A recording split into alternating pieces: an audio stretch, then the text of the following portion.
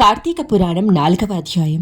జనక మహారాజు నదీ స్నాన మహిమ విన్న తరువాత వశిష్ఠుల వారిని చూసి, మహాత్మా, అమృతం వంటి మీ మాటలు వింటుంటే ఎంతో పారవస్యం కలుగుతోంది. ఎంత విన్నప్పటికీ తనివి తీరడం లేదు. కార్తీక మాసంలో నెయ్యి వేలుపులనుద్దేశించి వ్రతం చేయాలో నా యందు దయతో చెప్పమని కోరుతున్నాను. నాకు కార్తీక మాస ప్రభావం వివరించు అని ప్రార్థించాడు. వశిష్ఠుల వారతని ప్రార్థన మన్నించి కార్తీక మాస మహత్యాన్ని వివరించడం ఆరంభించారు. మహారాజా, సకల పుణ్యాన్ని ప్రసాదించి కార్తీక మాస ప్రభావం గురించి చెబుతాను, శ్రద్ధగా విను.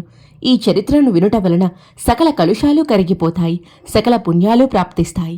కార్తీక మాసంలో సాయంకాలం శివాలయంలో ఈశ్వర ప్రీతి కొరకు దీపారాధన చేసినట్లయితే సకల పుణ్యాలు ప్రాప్తిస్తాయి.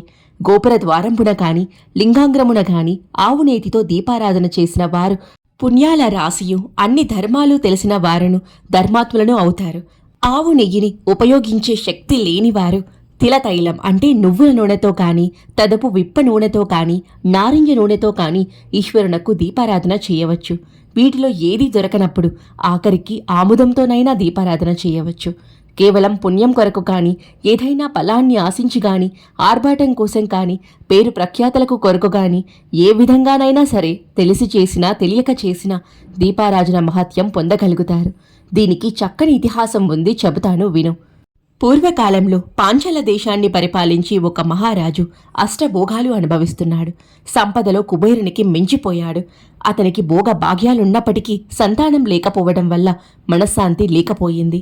అపుత్రస్య గతిర్నాస్తి, బిడ్డలు లేని వారికి సద్దతులు కలగవనే విశ్వాసమున వెలడ సంతానం పొందాలని అనేక వ్రతాలు దానాలు చేశాడు. చివరకు గోదావరి నదీ తీరం చేరుకొని అక్కడ తపస్సు చేయడం మొదలుపెట్టాడు. ఆ రాజు ఆ విధంగా తపస్సు చేసుకుంటూ ఉండగా గోదావరిలో స్నానం చేసే సంకల్పంతో పైనల్పుడు అనే మునీంద్రుడు వచ్చి తపస్సు చేసుకుంటూ ఉన్న రాజును చూసి, రాజా, నీవెందుకు తపస్సు చేస్తున్నావు అని అడిగారు. రాజు సత్యవ్రతుడై పైనల్ప మహామునికి నమస్కరించి తన తపః కారణాన్ని వివరించాడు. అది విన్న మహాముని దయగలవాడై, మహారాజా, కార్తీక మాసంలో స్నాన జప దానాదులు చెయ్యి. సాయంకాలం శివాలయంలో దీపారాధన చేసినట్లయితే నీకు తప్పకుండా సంతానం కలుగుతుంది అని చెప్పి దీవించి వెళ్ళిపోయారు. మహారాజు ముని పలుకులు శిరసావహించి సంతోషముతో రాజధానికి చేరుకుని కార్తీక మాసంలో సదాశివుని భక్తి శ్రద్ధలతో ఆరాధించాడు. నిత్య దీపారాధన గావించాడు. ఆ మహిమ వల్ల పట్టపురాణి గర్భవతి అయ్యింది. ఒక శుభలగ్నంలో పుత్రోదయ అయ్యింది. రాజు ఆనందానికి అవధులు లేవు.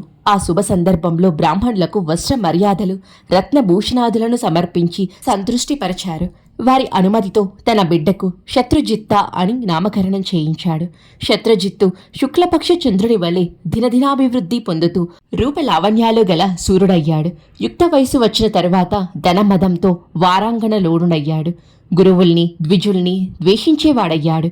జాతి సంకరాన్ని ప్రోత్సహించేవాడయ్యాడు. ఆ పురంలోని ఒక బ్రాహ్మణుని భార్య ఉంది. తుమ్మెదలవలి నల్లనైన ముంగురులతో, నిండు చందమామ వంటి ముఖంతో, చేప కన్నుల వంటి కన్నులతో, చిగురాటాకు వంటి పెదవులతో, చిలుక పలుకుల వంటి పలుకులతో, లేత చిగురుల వంటి పాదాలతో, మదపు టేనుగు యొక్క కుంభస్థలాన్ని పోలిన పాలిండ్లతో, ఇసుక తిన్నెల వంటి పెరుదులతో, అరటి కంబాల వంటి తొడలతో, సన్నని నడుము కలిగి మిక్కిలి సౌందర్యంతో రతీదేవిలా చూపులను దృష్టిని ఆకర్షిస్తున్న ఆమె ఒకరోజు రాజకుమారుని కంటపడింది.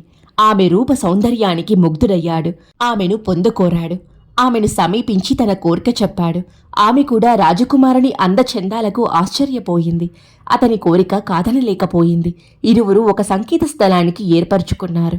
అద్విజకాంత రాత్రివేళ తన భర్త నిద్రించిన తరువాత ఒంటరిగా రాజగృహానికి పోయి రాజపుత్రునితో ఆనందంగా గడిపి భర్త మేల్కొనక ముందే ఇంటికి చేరుకునేది.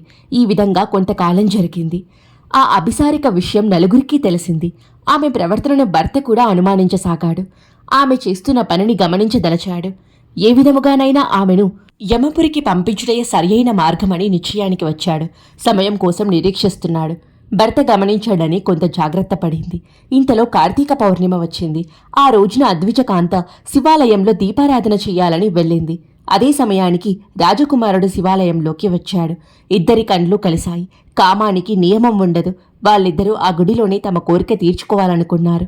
ఆమె తన చీర కొంగు చీల్చి వత్తి చేసి ఆముదం పోసి సదాశివునకు దీపారాధన చేసి రాజకుమారునికి సైగ చేసి ఇంటికి జారుకుంది. రాజకుమారుడు తన కోసం దేవాలయంలో వేచి ఉంటాడు కాబట్టి భర్త ఎప్పుడు నిద్రపోతాడా అని ఎదురు చూసింది. అనుమానంతోనూ అవమానంతోనూ కృంగిపోతున్న ఆమె భర్త ఆమెలోని కంగారును గమనించి నిద్ర ముంచుకొస్తున్నట్లు నటిస్తూ దొంగ నిద్రపోయాడు. ఆమె తన భర్త నిద్రించినట్లు రూఢి చేసుకుని శివాలయంలోకి చేరుకుంది. దీపపు ప్రమిద నిండుగా ఆముదము పోసి వత్తి పెద్దదిగా చేసి దీపాన్ని ప్రజ్వలింపచేసి ఆ వెలుగులోనే రాజకుమారునితో సరసాలాడ్డం ప్రారంభించింది. ఆనందాబ్దిలో మునిగిపోయింది. ఆమె వెన్నంటి వచ్చిన భర్త మెల్లగా తలుపులు బిగించి కత్తితో భార్యను పొడిచేసి తరువాత రాజకుమారుని హత్య చేశాడు. రాజకుమారుడు చనిపోయే ముందు కోపంతో ఆ బ్రాహ్మణుని చంపివేశాడు.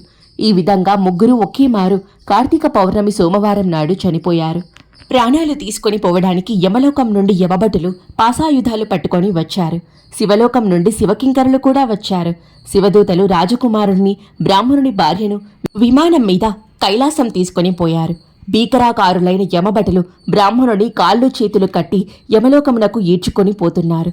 అప్పుడు ఆ బ్రాహ్మణుడు యమభటులను చూసి, ఓ యమదూతలారా, ఏమి ఈ ఆగడం? మీరు పొరబడి ఉంటారు. రాజపుత్రుడు నా భార్య పాపాత్ములు. వాళ్ళు విమానం మీద కైలాసం పోవడం ఏమిటి? సదాచార సంపన్నులైన నన్ను మీరు తీసుకుని పోయేంత పాపం ఏమి చేశాను? మంచి వాళ్లకు శిక్ష, చెడ్డవాళ్లకు మహాగౌరవం కలుగుటకు కారణం ఏమిటో అర్థం కావడం లేదు అన్నాడు.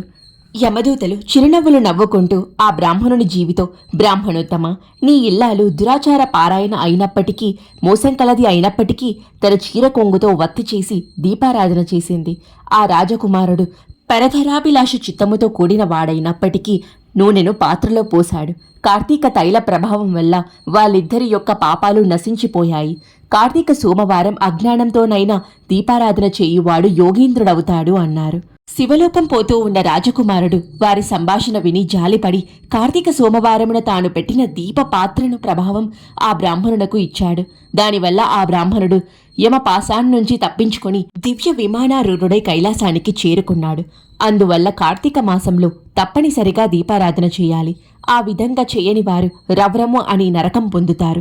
కార్తీక మాసమంతా శివాలయంలో కానీ విష్ణువు ఆలయంలో కానీ దీపాలు ఉంచి ఆరాధన చేసేవారికి దివ్య జ్ఞానం కలుగుతుంది. తన్మూలంగా పునర్జన్మరహితమైన పరమపదం ప్రాప్తిస్తుంది. కార్తీక మాసంలో ఏ స్త్రీ కానీ పురుషుడు కానీ తమ శక్తి కొలది శివకేశవుల ప్రీతి కొరకు దీపారాధన చేయడం వల్ల పాపాలు తొలగిపోతాయి. అందువల్ల రాజేంద్ర, నీవును కార్తీక మాసంలో ఈశ్వరుని ఆలయాన దీనికి తోరణాలు కట్టించు.